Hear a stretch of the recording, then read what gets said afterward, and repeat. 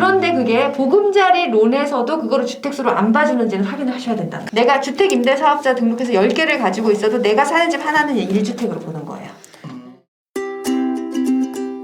안녕하세요. 페니의 쉬운 부동산 투자 상담 시간인데요. 오늘 7기 두 번째 시간 끝나고 오늘 커플을 저희가 초대했어요. 간단하게 닉네임이랑 자기소개 해주시고요. 여기 어떻게 오시게 됐는지 좀 궁금하기도 하고 뭐 여태까지 해온 투자 간단하게 설명하셔도 되고요. 고민이 있다면 또 어떤 고민이 있는지 나눠보겠습니다. 부동산 투자하는 거는 저희가 아파트 들어오면서 이제 알게 됐고요. 저희가 아무것도 투자한 적이 없어요. 처음으로 집을 샀었는데 대출에 대한 것도 잘 모르고 아무것도 모르는 상태에서 하다 보니까 막힌 게 너무 많아가지고 나이는 먹었는데 제가 좀 늦게 결혼을 하면서 아이가 아직 어리니까 뭐라도 해봐야 되겠다는 생각에 신랑한테 아들 때문이라도 공부를 해보자. 그래서 막 처음에는 싫다고 하는 거를 억지로 데리고 왔어요. 근데 억지로 오신 분 치고는 표정이 너무 밝으세요? 저는 일단 불운이지만 일단은 유튜브에 나와 있는 동영상들을 부동산 관련해서 보기는 많이 봤어요. 책 권유하거나 이런 것들은 집사람이 이제 권유를 해주고 부동산 사관학교에 온 것도 집사람과 같이 가보자. 나 좋다. 같은 방향을 바라보고 같은 목표를 바라보고 있어서 거기서 되게 만족한다. 그래서 같이 왔거든요.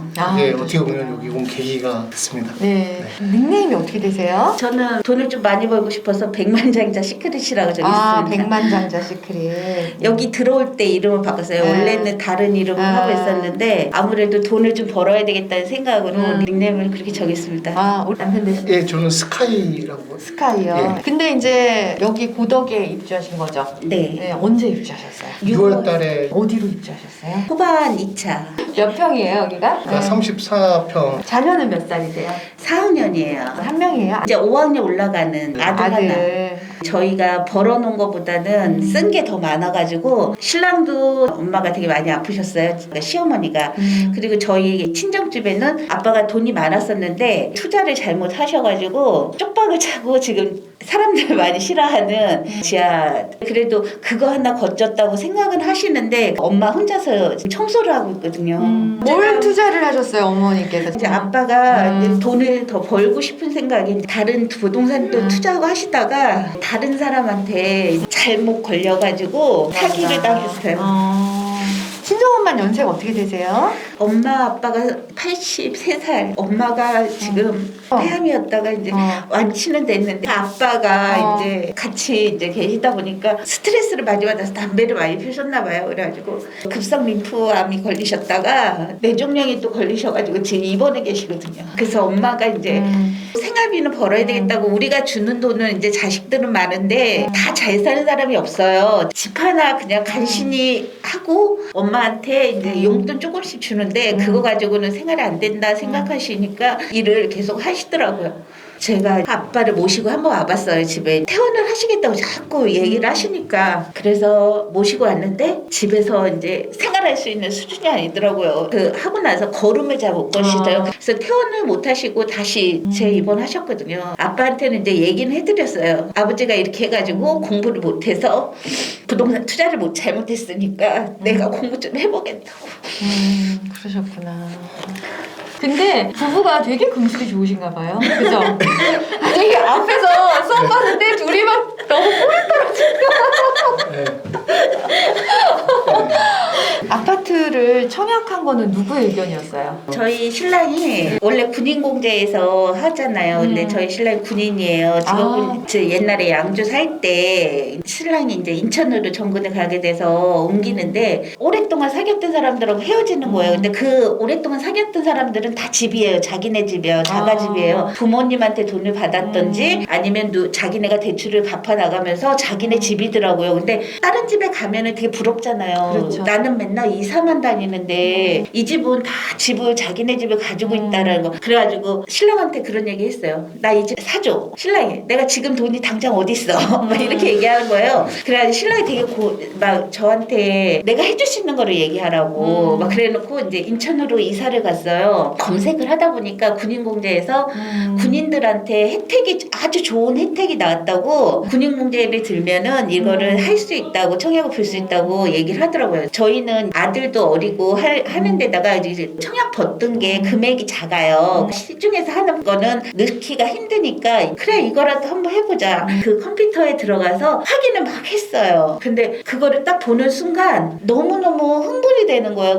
그 타입별로 이렇게 쭉 나오는데 저는요 84 타입 해가지고 나올 때 계산이 나오잖아요. 84 제곱 어쩌저쩌 하는데 이게 34평인지도 몰랐어요. 그게 한 25평 되는 줄 알고 그래 25평이면 뭐 아들하고 같이 살면 하지 이렇게 생각하고 타입별로 쭉 보다 보니까 가구 수가 제일 많은 거를 해놓으면 우리가 당첨될 확률이 높은 것 같아가지고 A 타입보다는 C 타입이 낫겠다 해가지고 했는데 그게 된 거예요. 그러면은 2022년 6월에 호반 2차 34평을 입주를 하셨고 현실적인 얘기로 들어와서 아들은 엄청 들어가 좋아하셨을 것 같은데 지금 이자나 원금 갚기가 상당히 부담스러울 수도 있을 것 같아요. 그쵸. 한 달에 어느 정도 나가세요?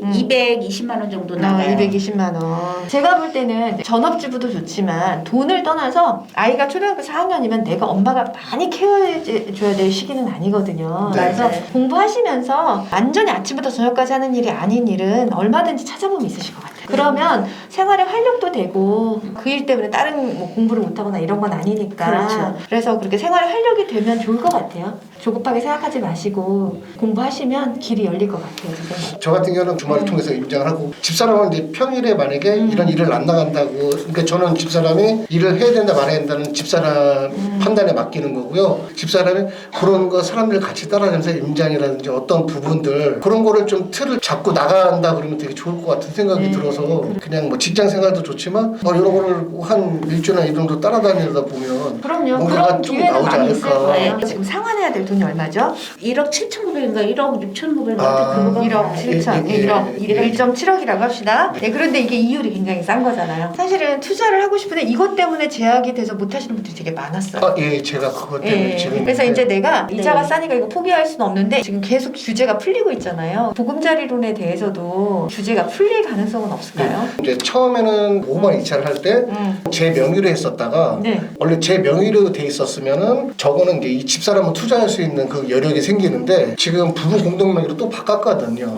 그러면서 이제 집사람이 뭘 투자하려면 제약이 걸리는 게 그 대신 1억 미만에 대해서는 주택수로 포함을 안 시키니까 이 보금자리론에서는 그런 건 있거든요. 이 보금자리론을 1억 미만짜리를 사게 되면 문제는 없다는 얘기예요? 주택수로 포함이 안 돼요. 안 되니까. 주택수에 포함이 됐을 때는 갚는 조건으로 나가야 그때 되거든요. 그걸 잘 알아보셔야 되는데 주택수로 보느냐 안 보느냐의 기준이 달라요. 그거를 취득할 때 주택으로 보느냐 안 보느냐. 1억 이하짜리는 취득할 때는 그걸 주택수로 보지 않아요. 2주택, 3주택일 때 취득세가 올라가잖아요. 그때 1억 미만짜리는 주택으로 보지 않는 거예요. 근데 이 보금자리 론 자체는 2주택자를 갖게 되면은 이거를 상환해야 된다는 기준이잖아요. 네네네. 그 주택이라는 게 1억 미만은 또 주택에서 안 들어가냐는 얘기죠. 그 제가 확인했을 때는 1억 미만이든 주택수로 포함을 안 시켜서 그거는 꼭 물어보셔야 돼요. 저번에 제가 네. 통화를 했을 때는 그 얘기를 했거든요. 이게 1년에 한 번씩 주택이 있는지 확인을 한다. 맞아요. 네. 그리고 지금 부부 공동명이잖아요. 그러면 네. 둘 중에 한 명이라도 있으면 걸리는 거잖아요. 신랑이 하는 말이 그럼 2년을 살고 그때부터 투자를 하는 게 어떻겠냐 이렇게 얘기는 하는데 제가 또 궁금했던 거는 임대는 그냥 제 이름으로 하게 되면 괜찮지 않을까라는 생각은 하거든요. 아, 맞아요. 그게 이제 주택 임대 사업자로 등록을 하잖아요. 네. 그러면 걔는 주택수에 포함이 안 돼요. 그런데 그게 보금자리 론에서도 그거를 주택수로 안 봐주는지는 확인을 하셔야 된다. 우리가 주택 임대 사업자를 등록하게 되면은 내가 주택 임대 사업자 등록해서 10개를 가지고 있어도 내가 사는 집 하나는 1주택으로 보는 거예요.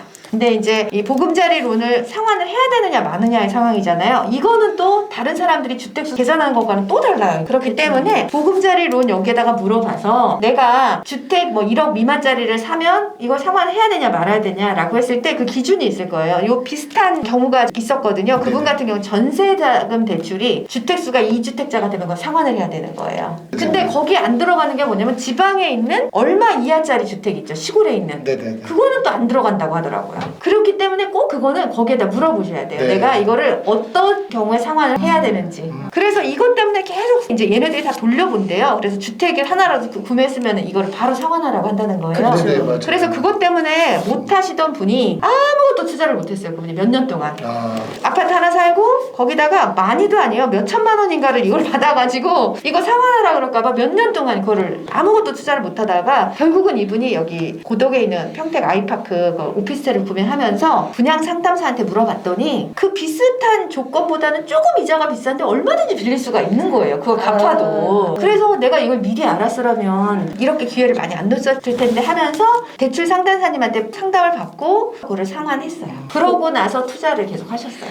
국회님이 하시는 말씀이 지금은 저희가 처음에 대출을 받을 때는 아파트가 그 금액이 좀 높게 측정이 돼가지고 그때는 이렇게 받았었대요. 그랬는데 다시 받으려면 못 받을 수도 있다. 예. 그래서 그 얘기를 딱 하는 순간 그러면은 이거는 안 되겠구나라는 생각하고 그렇죠. 그래도 할 수 있는 방법은 임대사업자 하다 보면 이제 여러 전화를 해보고 그렇죠. 알아보면 되지 않을까라는 그렇죠. 생각을 주택 임대 사업자로 등록을 한 물건에 대해서는 괜찮냐라고 일단 한번 또 물어보셔야 되는 거죠. 이렇게 주택 임대 사업에 등록을 했을 때는 혹시 자금이 한 얼마 정도 필요하는지 혹시 예를 들어볼게요. 내가 요번에 그 등기 쳤던 아파트 있죠. 1억 5천. 근데 전세가 1억 5천 5백이야. 제가 풀피를 했거든요. 네네. 그러면 내가 들어가야 될 돈은 없죠. 네, 그리고 네, 얘를 네. 주택 임대 사업 등록하면 되는 거예요. 등록하는 데 있어서 비용은 안 발생해요. 뭐 사업자 등록하듯이 뭐 한 몇백만 원 그런 거 주고 없어요. 그런 거는 그런 거 전혀 그건 법이 날 때나 가는 그렇죠. 거죠. 예. 뭐 풀피를 하든 마이너스 피를 하든 뭘 내가 1억을 넣든 상관없이 주택 임대 사업자 등록할 때에는 등록세 몇만 원 내는 거 그게 다예요. 네. 그리고 이거를 내가 아파트든 오피스텔이든 두 채 이상을 하게 되면 재산세도 감면을 받아요. 그리고 또 종부세도 안 들어가잖아요. 그리고 10년 있다가 내가 양도하면 양도세도 거의 안 내요. 대신에 전세값은 2년에 5%밖에 못 올리는 단점이 있죠. 네. 문제는 이게 보금자리 론을 해서 내가 주택임대사업자로 등록을 했을 때 이걸 상환을 해야 되냐 물어봐야죠. 여기에 뭐 안 됐을 경우에도 공동명의라는 거 제명으로 다시 아파트를 돌려놓고 그러면은 이제 뭐가 많이 들어갈까요? 취득세가 또 들어가죠. 그거 한번 알아보세요. 보통은 공동명의 했다가 개인으로 옮기더라고요. 종부세 혜택 보려고도 예전에 많이 그랬었어요. 그래서 남한테 옮기는 게 아니잖아요. 두 번째로 알아보셔야 될 거는 공동명의를 개인 명의로 돌리는데 비용이 어느 정도 드시는지. 그 정도에서 저한테 돌려놓고 집사람은 편하게 그냥 이 보금자리론을 제가 안고 가고 그렇죠. 여기는 집사람이 할 수 있게끔 다 모든 걸 다 할 수 있는. 그렇죠. 제가 봤을 때는 그것도 괜찮은. 네, 그러면 이제 우리 건강보험을 직장으로 들어가 있으시잖아요, 그죠? 네. 저처럼 빠져나와야지. 어느 정도까지는 안 빠져나와요. 그런가요? 네, 안 빠져나와요. 웬만해서는. 만약에 주택임대사업자를 내고 본인이 막 직업 같은 거를 갖고 있으면 빠져나갈 수도 있지만 그렇지 않고서는 안 빠져나와요. 그래요?